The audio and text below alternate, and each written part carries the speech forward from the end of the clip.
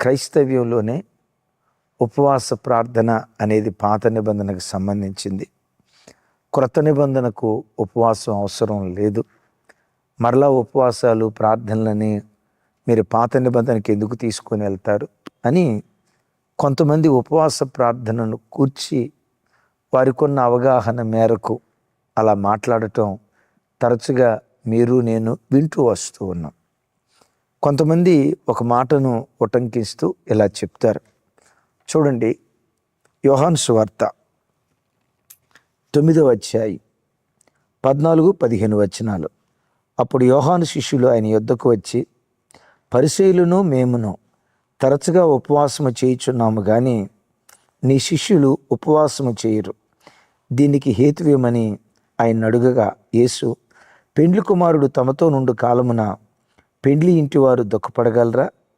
పెండ్లి కుమారుడు వారి యొద్ద నుండి కొనిపోబడు దినములు వచ్చుచున్నవి, అప్పుడు వారు ఉపవాసము చేతురు.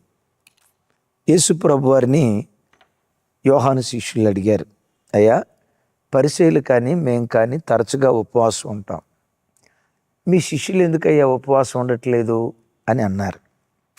ప్రభు వాళ్ళతో మాట్లాడుతూ, పెండ్లి కుమారుడు వారితో ఉన్నంతకాలం పెండ్లి ఇంటి వారు ఎప్పుడైనా ఉపవాసం ఉంటారా? దుఃఖపడుతూ ఉంటారా?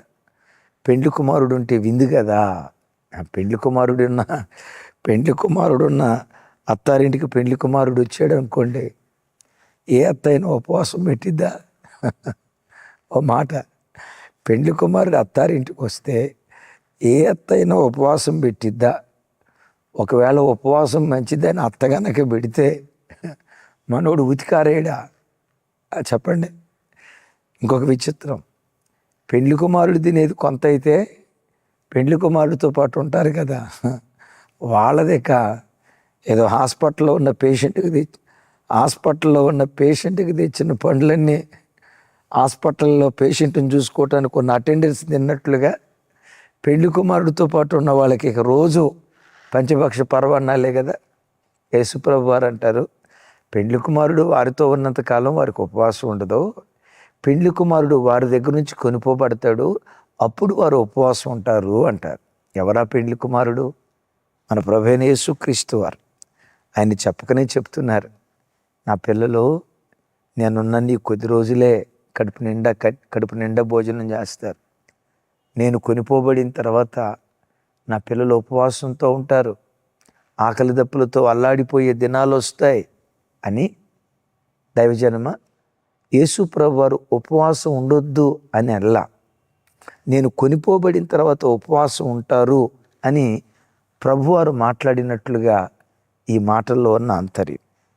దీన్ని కొంతమంది తప్పుగా అపార్థం చేసుకొని యేసు ప్రభు ఉన్న పిల్లలు, యేసు ప్రభువుని కలిగిన పిల్లలు ఉపవాసం అవసరం లేదు అని వక్రీకరిస్తూ మాట్లాడతారు. దాన్ని దేవుని వాక్యం పొరపాటున అంగీకరించదు. ప్రతి క్రైస్తవునికి ఉపవాసం తప్పకుండా ఉండాలి.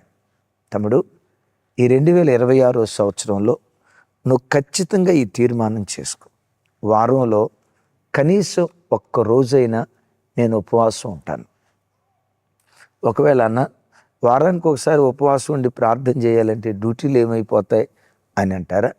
ఓకే, పగటిపూట డ్యూటీకి వెళ్ళాం, వారంలో ఒక్కరోజు రాత్రి భోజనం చేయకుండా దేవుని సన్నిధిలో గడపటానికి వారంలో ఒక్క రాత్రి ప్రభు సన్నిధిలో కేటాయించు. మనం తీసుకోవలసిన తీర్మానాల్లో వారంలో ఒక్కరోజు కంపల్సరిగా నేను ఉపవాసం ఉంటాను, ఉపవాసం ఉన్న దినాన ప్రార్థనలో మరి ఎక్కువగా గడుపుతాను అని తీర్మానం చేసుకుందాం. అవును, పరిశుద్ధ గ్రంథమైన బైబిల్లో మన ఆరాధ్య దైవం ప్రభువైన యేసుక్రీస్తు వారు, ఆయన ఉపవాసం లేరా? చెప్పండి. 40 రోజులు ఉపవాసం ఉన్నారు. ఎందుకు 40 రోజులు ఉపవాసం ఉన్నారు? మనకు మాదిరి చూపించడానికి, నేనున్నానయ్యా, నాకులాగా మీరు ఉండండి భవిష్యత్తులో అని మనకు మార్గాన్ని చూపించడానికి ఆయన దేవుడై ఉండి కూడా మనకు రోల్ మోడల్గా నిలిచాడు. సంఘ కాపరులారా, మీకు షుగర్లు, బీపీలు, దీర్ఘకాలిక వ్యాధులు లేకుండా మంచి ఆరోగ్యం దేవుడిస్తే ప్రభు మనకు ఎలా మాదిరో కాపరులుగా ఉన్న మనం మన సంఘానికి మనం మాదిరిగా ఉండాలి. తల్లిదండ్రులారా, దేవుడు మీకు ఇచ్చిన పిల్లలకు మీరు మాదిరిగా ఉండున్నట్లుగా వారంలో మా అమ్మ శనివారం అస్సలు భోజనం చేయదు.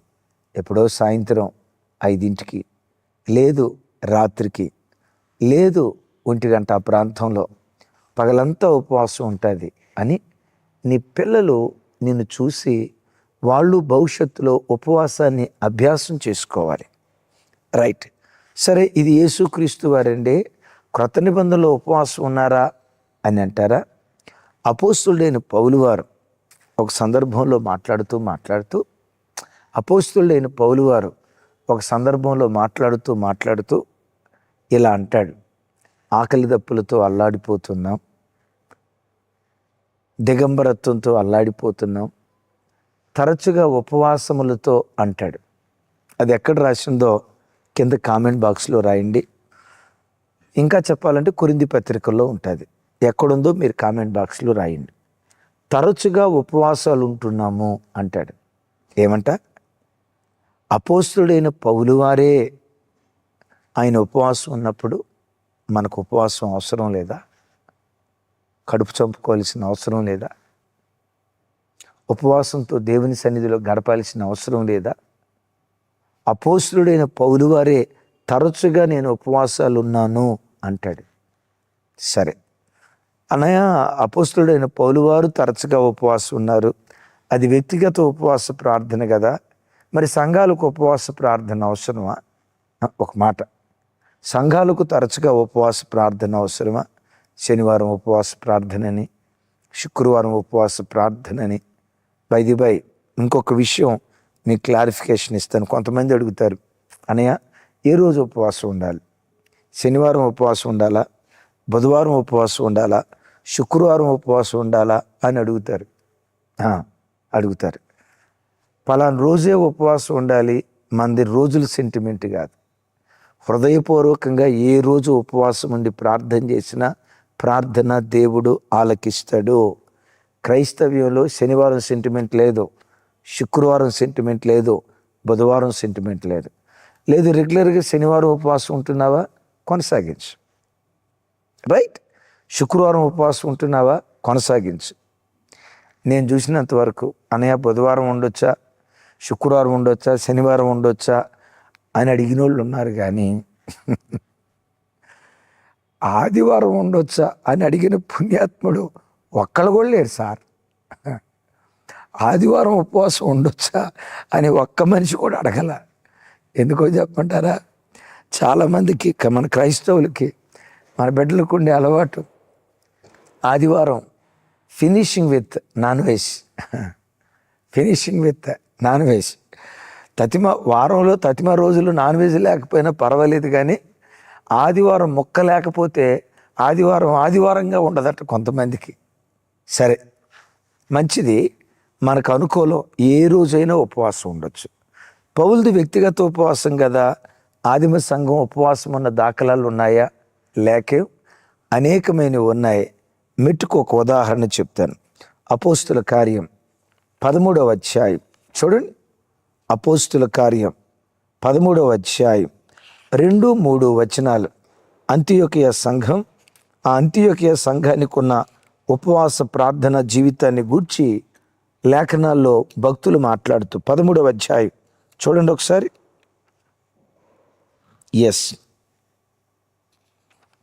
13వ అధ్యాయం 2-3 వచనాలు. వారు ప్రభువును సేవించుచు ఉపవాసము చేయుచుండగా పరిశుద్ధాత్మ, నేను బర్నబాను సౌలును పిలిచిన పని కొరకు వారిని నాకు ప్రత్యేకపరచుడని వారితో చెప్పాను. అంతటా వారు ఉపవాసముండి ప్రార్థన చేసి వారి మీద చేతులుంచి వారిని పంపిరి. వారు ప్రభువును సేవించుచు ఉపవాసము చేయుచుండగా, ఏది? ఆదిమ సంఘం వారు ఉపవాసముండి ప్రార్థిస్తూ ఉన్నారట. విన్నారా? ఉపవాసముండి ప్రార్థిస్తూ ఉన్నారట. వ్యక్తి కాదు, సంఘం. ప్రతి సంఘానికి ఉపవాస ప్రార్థన అవసరం. తమ్ముళ్ళారా, చెల్లెళ్ళారా, మీరు ఏ దేశంలో ఉండి వాక్యం వింటున్నారో, అన్నలారా, అక్కలారా, ఏ దేశంలో ఉండి వాక్యం వింటున్నారో, సంఘాలలో జరిగే ఉపవాస ప్రార్థనలకు, ఆదివారపు ఆరాధనకు బయలుదేరి వెళ్ళినట్లుగానే తప్పకుండా ఉపవాస ప్రార్థనలకు బయలుదేరి వెళ్ళండి. ఎందుకు ఉపవాసం ఉండి ప్రార్థించాలి? 4 దివ్యమైన మాటలు టకా చెప్పుకుంటూ వస్తాను. నంబర్ 1, ఇక్కడ మనం చూసాం కదా, వారు ఉపవాసం ఉండి ప్రార్థన చేయుచుండగా పరిశుద్ధాత్మ సౌలును బర్నబాను పిలిచిన పని కొరకు ప్రత్యేకించండి అని పరిశుద్ధాత్మ దేవుడు మాట్లాడుతున్నాడు. నంబర్ 1, ఏ సంఘంలో ఉపవాస ప్రార్థన జరుగుతుందో, ఏ ఇంటిలో ఉపవాస ప్రార్థన ఉంటుందో, ఏ ఒంటికి ఉపవాస ప్రార్థన అలవాటు ఉంటుందో, ఆ ఒంటిలో, ఆ ఇంటిలో, ఆ సంఘంలో పరిశుద్ధాత్మ స్వరం వినబడతాయి. సంఘం ఉపవసించి ప్రార్థించే సంఘమైతే ఆ ఆదివారం దైవ సేవకుడు నిలబడి వాక్యం బోధించేటప్పుడు పరిశుద్ధాత్ముడు దైవ సేవకుని మరుగుపరిచి దైవ సేవకునిలో నుండి ప్రజలతో దేవుడు మాట్లాడటం ప్రారంభిస్తాడు. మానవ స్వరం మరుగైపోతుంది, పరిశుద్ధాత్మ స్వరం ఆ స్థలములో వినబడి చేయబడుతుంది. పరిశుద్ధాత్మ దేవుడు పౌలును బర్నబాను ఎందుకు ఏర్పరచుకున్నాడో, మిషనరీస్గా తను ఏర్పరచుకున్నాడని వారి పట్ల తన ఏర్పాటును తెలియచేస్తున్నాడు. తమ్ముడు, నిన్నెందుకు పుట్టించాడో, నీకు ఆ పిల్లల్ని దేవుడు ఎందుకు ఇచ్చాడో, మీ ఇద్దరిని భార్యాభర్తలుగా ఎందుకు జత చేశారో, మీ మీద దేవునికి ఉన్న ప్రణాళిక పరిశుద్ధాత్మ ద్వారా బయలుపరచబడుతుంది. ఆ పరిశుద్ధాత్మ స్వరం మన ఇంటిలో, మన ఒంటిలో, మన సంఘంలో వినబడాలంటే తప్పకుండా ఉపవాస ప్రార్థన క్రైస్తవునికి కావాలి. నిజమే, ఆ రోజుల్లో ఫినేహాసు, హోఫ్నీన్ వాళ్ళు తిండికి అలవాటు పడ్డారు. కొండల దగ్గర మాంసం తినటం స్టార్ట్ చేశారు. ఆ బలిపీఠం దగ్గర ఉడికించక మునిపే పచ్చి మాంసాన్ని తీసుకొచ్చుకున్నారు. వాళ్ళు మాంసాపేక్ష భోజన ప్రియులు కనుక వాక్యంలో రాయబడిన మాట, యెహోవా వాక్కు ప్రత్యక్షమవుట అరుదు. ఆదిమ సంఘంలో దేవుని వాక్కు ప్రత్యక్షమైంది. షిలోహు మందిరంలో దేవుని వాక్కు ప్రత్యక్షం కాల. మొగబోయిన దేవుని వాక్కు ఉపవసించి ప్రార్థించినప్పుడు సమూయేలు కాలంలో మరలా వాక్కు ప్రత్యక్షం కాలేదా? తమ్ముడు, చెల్లి, 2025 దేవుని వాక్కు మొగబోయిన సంవత్సరమేమో. 2026 దేవుని స్వరం వినబడే సంవత్సరంగా నీ జీవితంలో దేవుడు కార్యం చేయునుగాక. నంబర్ 2, ఎందుకు ఉపవాసం ఉండి ప్రార్థించాలి? ఉపవాసంతో ప్రారంభించబడిన ఏ పనైనా మహిమతో ముగించబడుతుంది. అగైన్ మరొకసారి చెప్పంటారా? ఉపవాసంతో ప్రారంభించబడిన ఏ పనైనా మహిమతో ముగించబడుతుంది. యేసుక్రీస్తు వారు పరిచర్యకు వచ్చిన తర్వాత 40 రోజులు ఉపవాసం లేరు. పరిచర్య ప్రారంభించక మునిపే ఉపవాసముతో పరిచర్య ప్రారంభించారు. విన్నారా? బాప్తిస్మం తీసుకున్నారు. బాప్తిస్మం తీసుకున్న వెంటనే అరణ్యానికి వచ్చి 40 రోజులు ఉపవాసం ఉన్నారు. ఉపవాసము తర్వాత ప్రకటింప మొదలుపెట్టాడు, పరిచర్య చేయటం మొదలుపెట్టాడు, దేవుని రాజ్యాన్ని గూర్చి బోధించటం మొదలుపెట్టాడు. బోధించిన తర్వాత ఉపవాసం లేరు, ప్రకటించిన తర్వాత ఆయన ఫాస్టింగ్ లేరు. ప్రకటించక మునిపే, బోధించక మునిపే, పరిచర్య ప్రారంభించక మునిపే 40 days ఉపవాసం ఉన్నారు. ఎందుకు తెలుసా? నీ ప్రభువుకు తెలుసు. ఉపవాసంతో ప్రారంభించబడింది మహిమతో, విజయంతో ముగించబడుతుంది. రైట్? యేసు ప్రభు వారు ఉపవాసంతో ప్రారంభించి చెప్పండి ఎలా ముగించారు? మహిమతో ముగించారు. ప్రపంచంలో ఎంతోమంది ప్రారంభం గొప్పగా ఉంది, ప్రారంభం ఘనంగా ఉంది, ముగింపు నీచంగా ఉంది. కానీ నా ప్రభు దగ్గరికి వచ్చేసరికి, మన ఆరాధ్య దైవం యేసుక్రీస్తు నాథుడి దగ్గరికి వచ్చేసరికి ప్రారంభం ఘనం, ముగింపు మరి ఘనంగా ఉంది. రెట్టింపు మహిమతో ఆయన ముగింపు ఎస్, అక్కడ దాకెందుకు? అపోస్తులైన పేతురు వారు ఉన్నారే, పౌలు వారు ఉన్నారే, అంతియోకయ సంఘంలో పౌలును బర్నబాను పిలిచిన పని కొరకు ప్రత్యేకించండి అని పరిశుద్ధాత్మ ఉపవాసం ఉన్నప్పుడు ప్రార్థించారు కదా. ప్రత్యేకించిన తర్వాత రైట్ బాబు, ఇక మీరు వెళ్ళిపోండి సేవకి అని పంపించలా. 3వ వచనంలో ఏమని రాసిందో తెలుసా? వారు ఉపవాసం ఉండి ప్రార్థన చేసి వారి తలల మీద చేతులుంచి అప్పుడు పంపించారట. ఆల్రెడీ ఉపవాసం ఉన్నారు కదా 2వ వచనంలో, ఎగైన్ 3వ వచనంలో ఉపవాసం. పరిచర్య పంపక మునిపే ఉపవాసం ఉన్నారు. ఎందుకో చెప్పంటారా? పౌలు ఉపవాసంతో పరిచర్య ప్రారంభించాడు గనుక మహిమతో ముగించాడు. యేసుక్రీస్తు వారి తర్వాత అంత సక్సెస్ఫుల్ ఫినిషింగ్ బైబిల్లో ఎవరికైనా దొరికింది అంటే వారిలో పౌలు వారు కూడా ఒకరు అని చెప్పటానికి లేశమైన సందేహం లేదు. తమ్ముడు, ఈ 2026 ఎన్నో తీర్మానాలు చేసుకున్నావు కదా చెల్లి. ఈ 2026 మహిమతో ముగించాలి. నీ జీవితం మహిమతో ముగించబడాలి. అద్భుతం. ఉపవాసంతో ప్రారంభించి ఎలా మహిమతో ముగించబడిందో మరొక ఆధారం మీకు బైబిల్లో చూపిస్తాను. ఎజ్రా గ్రంథం చూడండి, 8వ అధ్యాయం. ఎజ్రా గ్రంథం 8వ అధ్యాయం 21, 22, 23 వచనాలు మీతో పంచుకుంటాను. అందరూ మీ బైబిల్ తెరిచి గమనించాలని ప్రేమతో మనవి చేస్తున్నాను. 8వ అధ్యాయం 21, 22, 23. అప్పుడు దేవుని సన్నిధిని మమ్మను మేము దుఃఖపరుచుకొని మాకును మా చిన్నవారికిని మా ఆస్తికిని శుభ ప్రయాణము కలుగునట్లుగా ఆయనను వేడుకొనుటకు అహావా నది యొద్ద ఉపవాసముండుడని ప్రకటించితిమి. ఏమని? అయ్యా, మేము ప్రయాణమై వెళ్ళబోతున్నాం. మా ప్రయాణంలో మాకు, మా పిల్లలకు, మా ఆస్తికి, మాకు కలిగిన అంతటికీ కాపుదల కలుగునట్లు, శుభకరమైన ప్రయాణం కలుగునట్లు అహావా నది వద్ద ఉపవాసం ఉండి ప్రార్థించాం. తమ్ముడు, చెల్లి, విన్నారా? మాకును, మా పిల్లలకును, మా ఆస్తికిని, మాకు కలిగిన అంతటికిని కాపుదల కలిగి శుభకరమైన ప్రయాణం మేము చేరవలసిన గమ్యస్థానానికి చేరినట్లుగా అహావా నది యొద్ద ఉపవాసం ఉన్నాము. అంటే ప్రయాణం ప్రారంభించక మునిపే ఉపవాసం ఉన్నారు. ఉపవాసం ఉన్న తర్వాత వారి ప్రయాణం ఎలా ముగించబడింది? 31, 32. మేము మొదటి నెల 12వ దినమందు యెరూషలేమునకు వచ్చుటకై అహావా నది యొద్ద నుండి బయలుదేరగా మా దేవుని హస్తము మాకు తోడుగా ఉండి శత్రువుల చేతిలో నుండి మార్గమందు పొంచి ఉన్న వారి చేతిలో నుండి మమ్మను తప్పించినందున మేము యెరూషలేమునకు వచ్చి అక్కడ 3 దినములు బస చేసి తిని. విన్నారా?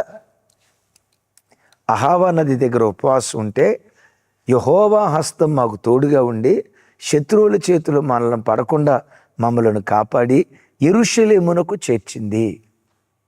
విన్నారు ఈ మాట? యెరూషలేముకు మమ్మను చేర్చింది. ఉపవాసం ఉండేవారికి యెహోవా హస్తం తోడుగా ఉంటుంది. ప్రారంభించిన పని మహిమతో ముగించబడేటట్లుగా దేవుని హస్తం కార్యాలు చేస్తుంది. 3వ మాట చెప్తాను. ఉపవాసం ఎప్పటికీ ఎన్నటికీ ఆరోగ్యానికి చాలా మంచిది. ఉపవాసం ఉండటం వల్ల స్వామి కార్యం, స్వకార్యం 2 జరుగుతాయి తల్లి. అమ్మ, విన్నారా? ఉపవాసం వల్ల స్వామి కార్యం, స్వకార్యం అన్నీ జరుగుతాయి. ఉపవాసం ఉండటం వల్ల పేగులు కాస్త రెస్ట్.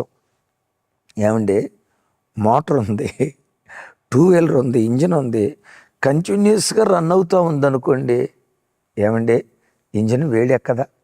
ఒక మాట. ఈ పేగుల్లో 24 గంటల ఆహారం వేస్తే లివరు, జీర్ణాశయం, పేగులు 24 గంటలు పనిచేసి నేనంట కంటిన్యూస్గా మీరు 24 గంటలు పనిచేశారనుకోండి, ఇంటికి హుషారుతో వస్తారా, ఊగులాడుతూ వస్తారా? అక్కడెక్కడన్నా హుషారు అంటారా, ఊగులాడుతూ వస్తారు కదా. కదా. ఎస్, దైవజనమ, పేగులకి, లివర్కి, శరీర భాగాలకు కాస్తంత విశ్రాంతి, అవి తమను తాము రిపేర్ చేసుకోవటానికి చాలా ఉపయోగపడతాయి. లివర్ చక్కగా పనిచేయటానికి ఉపయోగపడతాయి. ఉపవాసం ద్వారా శరీరంలో ఉన్న ఆ బ్యాడ్ కొలెస్ట్రాల్ కానీ, టాక్సిక్స్, ఆ యాసిడ్స్ కానీ బయటికి వెళ్ళిపోవటానికి అవకాశం ఉంటుంది. మరలా రీఫ్రెష్మెంట్. ఉపవాసాలు ఉండే వాళ్ళకి క్యాన్సర్లు రావట తక్కువ, వస్తాయి. లోకంలో ప్రజలందరికీ వచ్చినట్లుగా కొన్ని బలహీనతలు మనకి వస్తాయి. కానీ ఉపవాసం ద్వారా ఈ బ్లడ్ సెల్స్ని, ఇక ఇవన్నీ మరలా చెప్తే సైన్స్ చెప్తున్నారు పాస్టర్ గారు అనుకుంటారు, ఇంతటితో సాధ్యమైనంత వరకు నేను ముగిస్తా. ఆయుష్ పెరుగుతుంది, ఆరోగ్యం వస్తుంది. అన్నిటికీ మించి స్వామి కార్యం స్వకార్యం అంటారు చూసారా. ఉపవాసం మూడవది ఆరోగ్యానికి మంచిది. నాలుగో మాట క్లుప్తంగా చెప్తాను. నాలుగవది, ఆకాశ మండలమందలి దురాత్మల మీద నీకు నాకు విజయాన్ని ఇచ్చేది ఉపవాసం. యేసుక్రీస్తు వారు శిష్యులతో అంటారు, అయ్యా, ఈ దురాత్మలను మేము పారద్రోలలేకపోయాం, మీరు ఎలా పారద్రోలగలిగారు? ప్రభువారు అంటారు, ఇవి ఉపవాసం వలన, ప్రార్థన వలననే కానీ మరి దేని వలన సాధ్యం కాదు అంటాడు. అంటే అసాధ్యమైన కార్యాలు ఉపవాస ప్రార్థన ద్వారా సాధ్యమవుతాయి. విన్నారా? అసాధ్యమైన కార్యాలు ఉపవాసము ద్వారా సాధ్యమవుతాయి. 2025 ఏ కార్యాలు నీ బ్రతుకులు అసాధ్యమైపోయాయి? ఏవి అసాధ్యాలుగా కనపడ్డాయి? నేను జయించలేను, నేను సాధించలేను, ఈ సమస్య ఇలాగే మిగిలిపోతుంది. ఏ సమస్యను గురించి అనుకున్నావు?